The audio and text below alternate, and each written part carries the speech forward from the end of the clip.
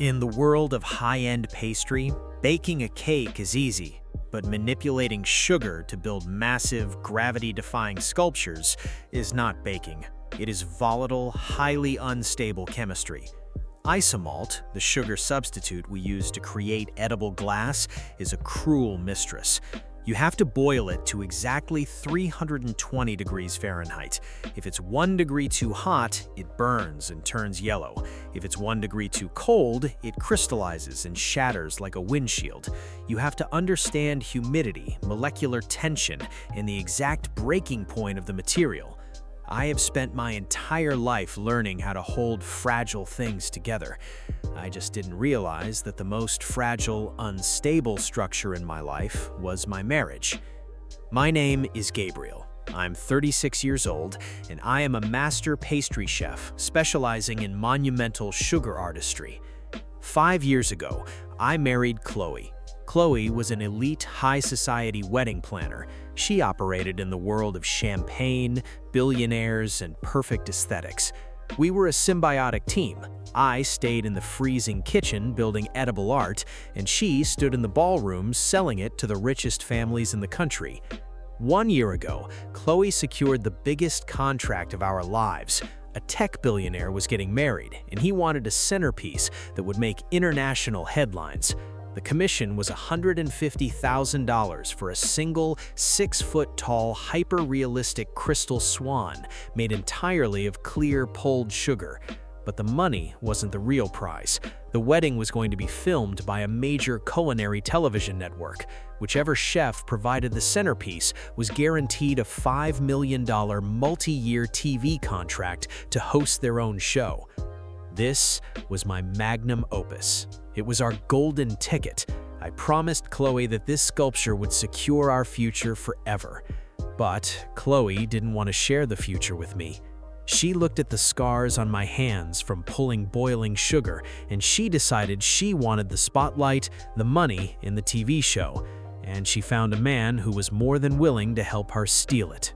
The shift in our marriage didn't happen overnight. It was a slow crystallization. It began when Chloe's event agency started collaborating with a man named Julian. Julian was a 40-year-old celebrity chef. He had his own line of terrible cookware, he wore his chef's coat completely unbuttoned, and he spent more time whitening his teeth than he did in a kitchen. He was a television personality, not an actual chef. He couldn't temper chocolate or pull sugar to save his life, but he had a massive ego and an army of PR agents. Suddenly, Chloe was spending all her time at Julian's high-rise studio, claiming they were coordinating the catering logistics for the billionaire's wedding. The red flags didn't just quietly appear, they shattered the glass. First, the profound, unapologetic disrespect for my craft. Chloe started bringing Julian into my commercial kitchen. Julian would walk around touching my expensive tools, openly mocking my obsessive process. "Gabriel, you're too intense, man," Julian laughed one afternoon, leaning against my stainless steel prep table. "You're treating sugar like it's rocket science. You need to relax. The audience just wants a show. They don't care about the science.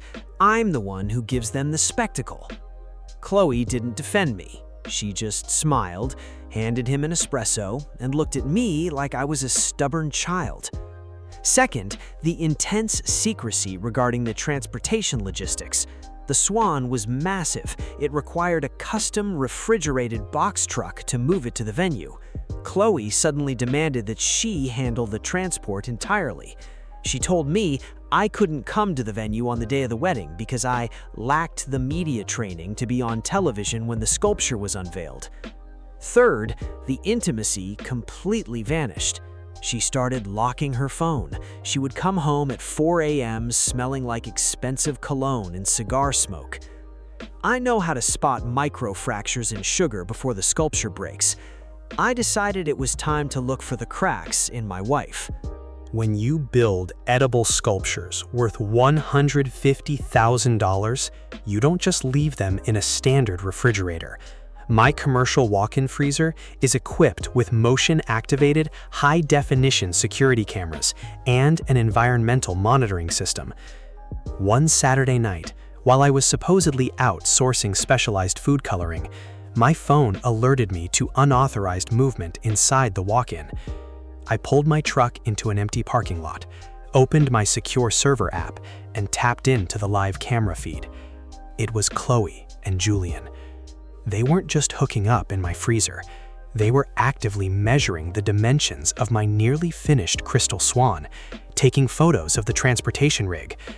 Because the freezer was dead quiet, the highly sensitive microphone picked up their conversation perfectly. Julian was shivering, rubbing his hands together. "This thing is massive. It's perfect. If I unveil this at the wedding on Saturday, the TV executives are going to hand me the $5 million contract on the spot. I'll be the king of the network. Are you sure the transport team is ready?" Chloe laughed, a cold, cruel sound that made my blood freeze. "Yes.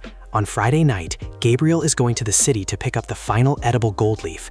While he's gone, we load the swan into your refrigerated truck. When he gets back, I'll tell him the compressor on the freezer failed and the sculpture completely melted into a puddle.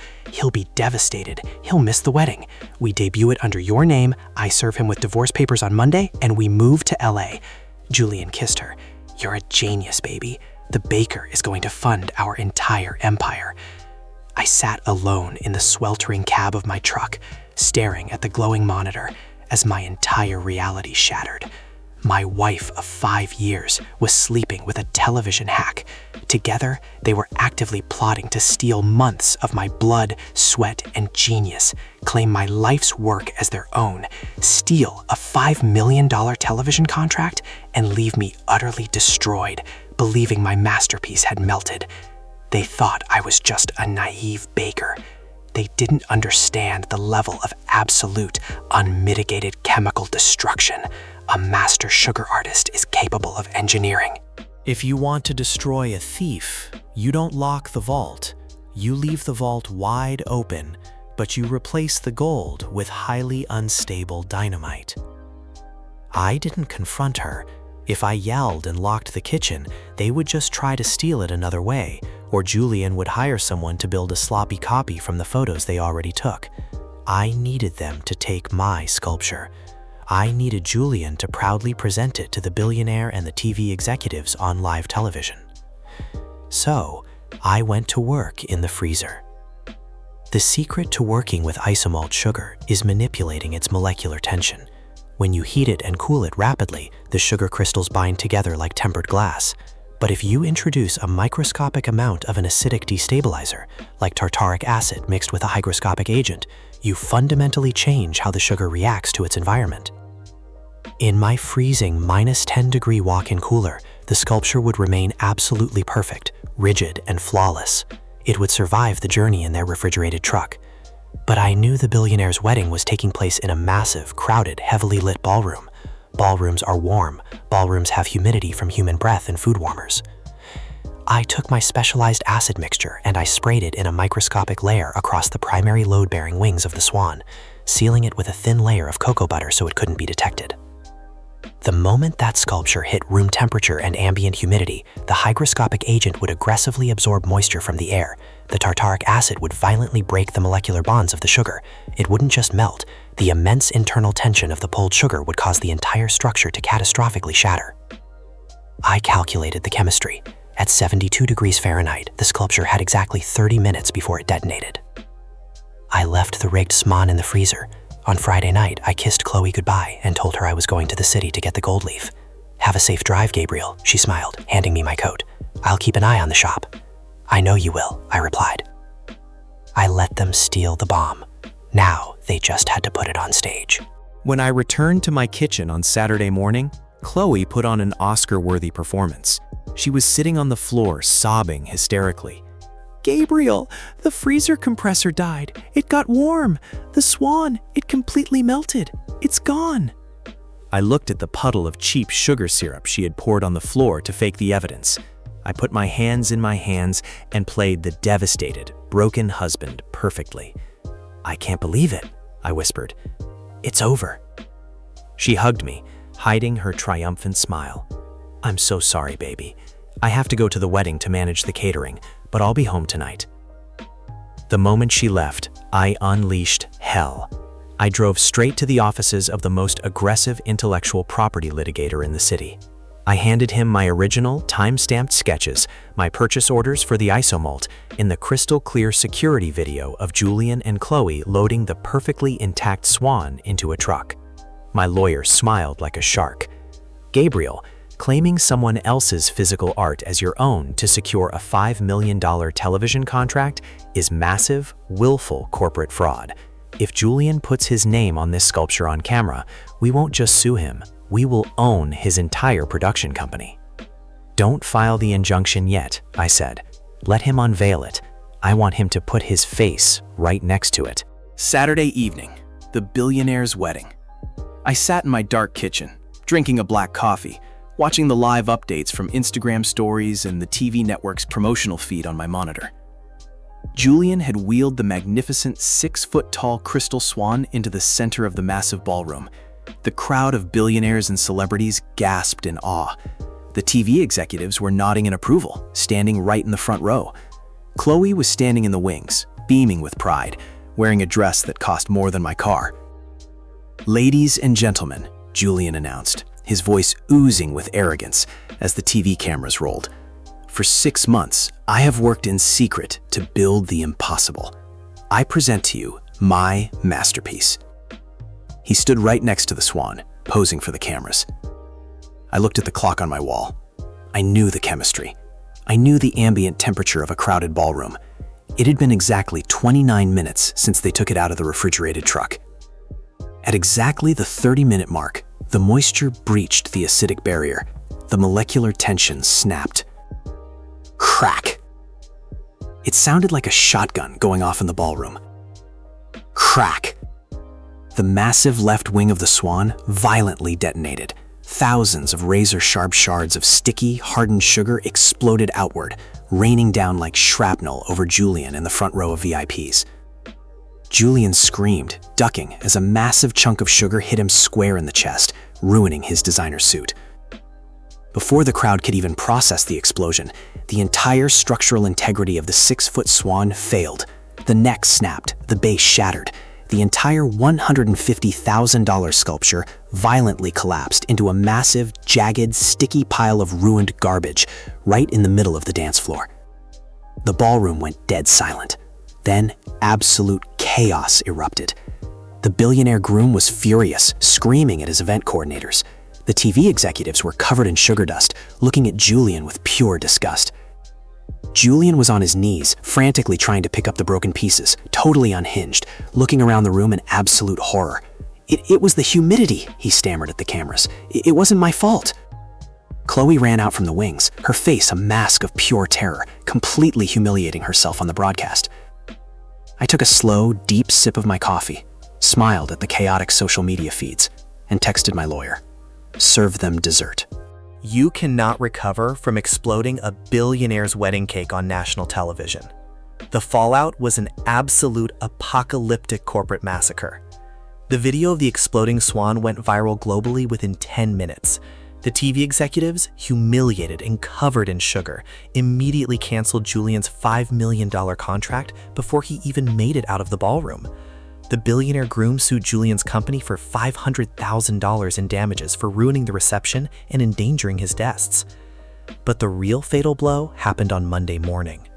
My lawyer formally served Julian's production company and Chloe personally with a massive federal lawsuit for intellectual property theft, corporate espionage, and fraud. We released the security footage of them stealing the swan to the media. Julian's career was completely vaporized. He was exposed not just as a bad chef, but as a total fraud and a thief.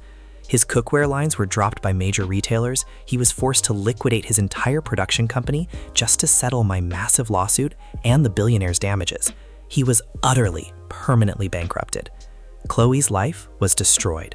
Julian, realizing he was facing total ruin, immediately blamed her, telling the media that she was a rogue event planner who had supplied him with stolen property without his knowledge. He threw her to the wolves. She called me from a cheap hotel room, sobbing so hard she was hyperventilating. Gabriel, please. The executives are suing me. Julian dumped me. The swan exploded. You have to tell them you made a mistake with the sugar. Please, I have nothing. I didn't make a mistake, Chloe, I said calmly, leaning back against my stainless steel prep table. I built exactly what you deserved. You just forgot to check the chemistry. I read your messages, by the way. Good luck in LA. I hung up and blocked her number. During our divorce settlement, she had absolutely zero leverage. Because she had actively conspired to steal my business assets, the divorce judge shredded her. She walked away with no alimony, massive legal debt, and a permanently ruined reputation in the event industry. It's been almost 3 years since that wedding. After the dust settled, the Culinary TV network actually reached out to me directly. They had seen the security footage of me building the real swan, and they loved the viral story of my revenge. I didn't get a $5 million show, but I did get a highly lucrative contract to build centerpiece sculptures for their top-tier events.